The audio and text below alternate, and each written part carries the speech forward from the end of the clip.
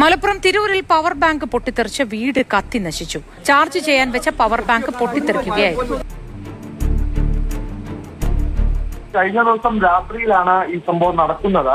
ഈ മുഖ്യപീഡിക സ്വദേശി അബൂബക്കർ സിദ്ദിഖ് വീട്ടുകാരൊന്നും ആ സമയത്ത് അവിടെ ഇല്ലായിരുന്നു. ഈ പവർ ബാങ്ക് ചാർജ് ചെയ്യുകയായിരുന്നു.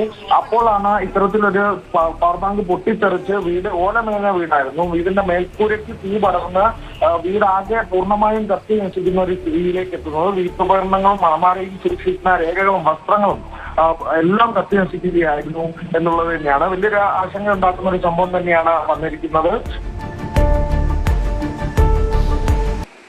വന്ന് ബോംബാണോടെ നമ്മളൊക്കെ വീട്ടിൽ സൂക്ഷിക്കുന്നത്.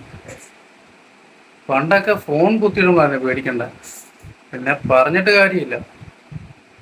പണ്ട് 1000 2000 എന്നൊക്കെ പറഞ്ഞ് ഇപ്പൊ 20,000 30,000 എന്നൊക്കെ പറഞ്ഞല്ലേ പവർ ബാങ്കിന്റെ ബാക്കി പറഞ്ഞത്. അത് പോരാഞ്ഞിട്ട് 500 200 രൂപയ്ക്ക് 20,000 30,000 mAh എന്നൊക്കെ പറഞ്ഞുകൊണ്ട് ചൈന സാധനങ്ങളല്ലേ ഇറങ്ങുന്നത്.